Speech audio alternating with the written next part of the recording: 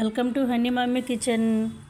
తడిపిండి ఇంకా కొంచెం మిగిలిందండి, కారపూస కలుపుదామని అల్లము పచ్చిమిరపకాయలు పేస్ట్ చేసి పెట్టాను. చూడండి, అలా పేస్ట్ చేసి పెట్టుకోవాలండి కారపూస చేయటానికి. బియ్యపిండి ఎంత ఉందో శనగపిండి కూడా అదే క్వాంటిటీ తీసుకొని శనగపిండి జల్లించుకోవాలండి. ఇట్లా జల్లించేసుకొని ఇప్పుడు పిండి కలుపుకోవాలి. రెండు ఒకే కొలతతో తీసుకోవాలి. చూడండి, బియ్యపిండి ఒక గ్లాస్ అయితే శనగపిండి కూడా ఒకే గ్లాసు. రెండు పిండిలు తీసుకొని ఒక బౌల్లో తీసుకొని బాగా కలిపేసుకోవాలి.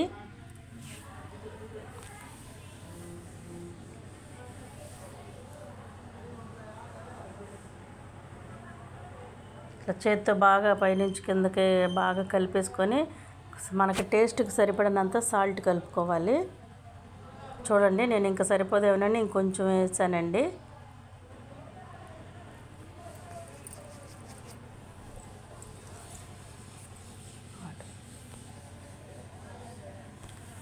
కలిపేసుకున్న తర్వాత ఇప్పుడు ఈ అల్లం పచ్చిమిరపకాయ పేస్ట్ పెట్టుకున్నాం కదండి, అది కూడా వేసేసి కలిపేసుకోవాలి పిండిలో.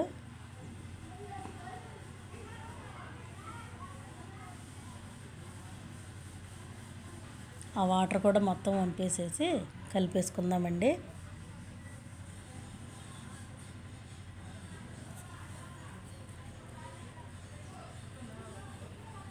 నా వీడియోస్ నచ్చితే లైక్ చేయండి, షేర్ చేయండి, కామెంట్ చేయండి, సబ్స్క్రైబ్ చేయండి.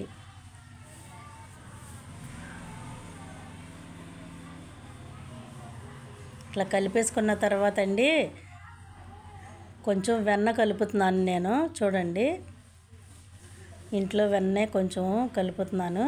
మీరు కావాలంటే బయట నుంచి బటర్ అయినా తీసుకొచ్చి కలుపుకోవచ్చండి. రూమ్ టెంపరేచర్లో పెట్టి కొంతసేపు తీసుకోవచ్చండి. నేను ఇంట్లో వెన్న కలుపుతున్నాను.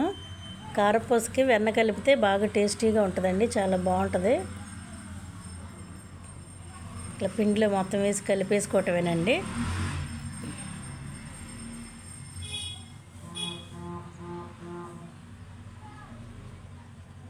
బాగా కలపాలండి పిండి. నొక్కి ఏళ్ళతో నొక్కుంటూ కలిపితేనండి బాగుంటుంది. ఆ బటర్ అంతా పిండిలోకి వెళ్ళిపోయి బాగుంటుందండి టేస్టీగా.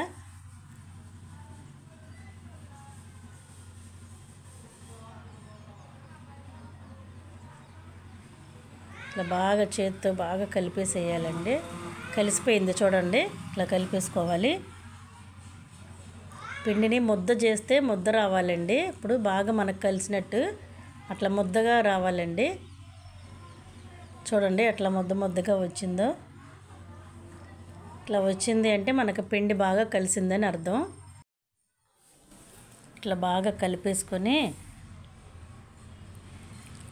కొంచెంగా వాటర్ పోసుకుంటూ చూసుకుంటూ కలుపుకోవాలండి.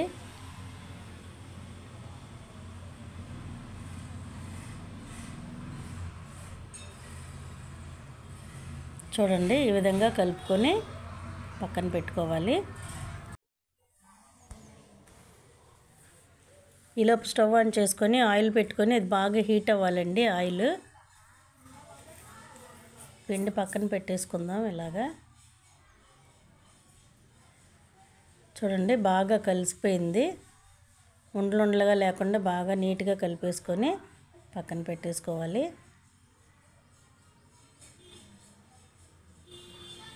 చూడండి, ఇట్లా ఉండాలండి. స్మూత్గా ఉంది పిండి. ఇట్లా కలుపుకుంటే బాగుంటుందండి, క్రిస్పీగా ఉంటాయి. ఇట్లా ఈ గిద్దలు చక్రాలు కారపూస గిద్దలు తీసుకొని దానిలో పెట్టేసుకొని ఇంకా కారపూస చేసుకోవటమేనండి.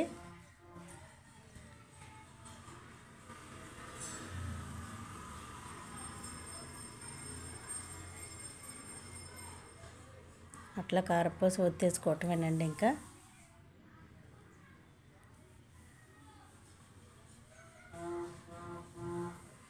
నూనెలో బుడగలు వస్తున్నాయి కదండి, ఆ బుడగలు రావటం ఆగిపోయిందంటే వేగిపోయినట్టేనండి. ఇంకా బాగా అట్లా వేయించేసుకొని తీసి పక్కన పెట్టేసుకోవటమే.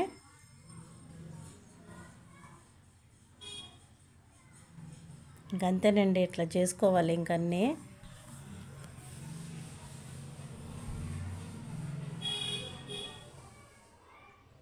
ఇట్లా ఒకదాని తర్వాత ఒకటి ఇట్లా వేసేసుకోవటమేనండి. చూడండి ఎంత బాగా వచ్చినాయో. మీరు కూడా ఒకసారి ట్రై చేయండి. టేస్టీ కూడా చాలా బాగున్నాయండి. ఎంత అందంగా ఉన్నాయి, చూడటానికి టేస్టీ కూడా బాగుందండి. మీరు కూడా ఒకసారి ట్రై చేస్తారని చూపిస్తున్నానండి.